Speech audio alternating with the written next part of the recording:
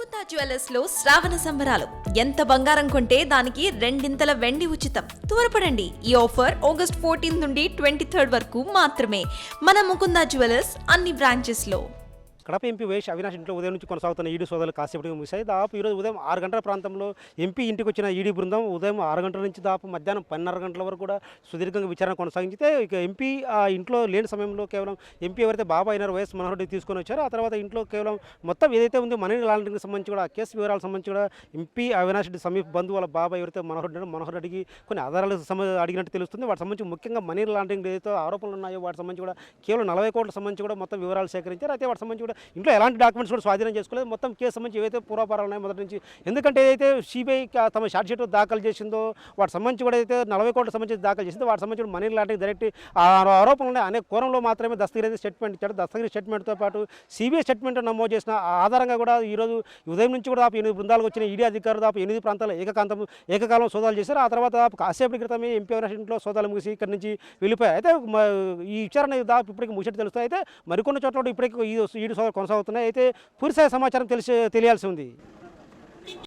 ఈరోజు ఉదయము ఏడీ డిపార్ట్మెంట్ వాళ్ళు ఉదయం 6 గంటకి ఇక్కడికి వచ్చారు. ఉదయం 6 గంటకి ఇక్కడికి రావడం జరిగింది.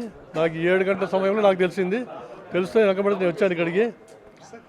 వచ్చిన తర్వాత వాళ్ళు పర్మిషన్ అడిగి లాక్ తీయమని చెప్పి అడగడంతో మనం కనుక్కొని అవినాష్ రెడ్డితో మాట్లాడి లాక్ తీయడం జరిగింది.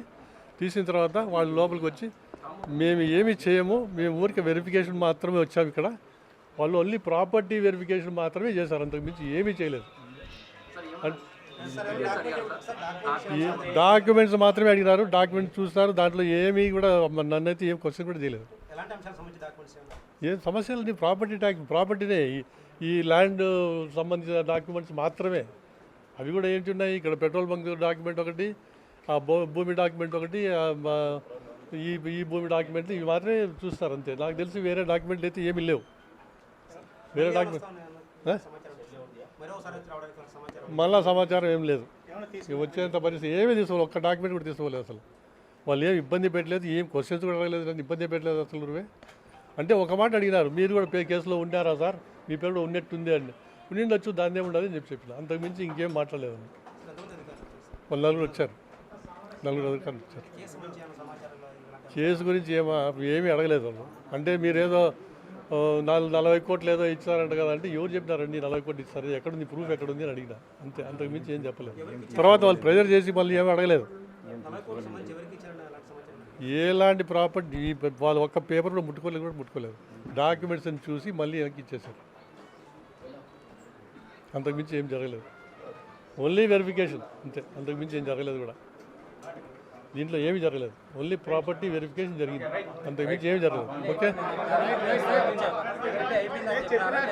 అయిపోయిందని చెప్పారు, మళ్ళీ వచ్చే అవకాశం లేదు. Big TV without fear or favor.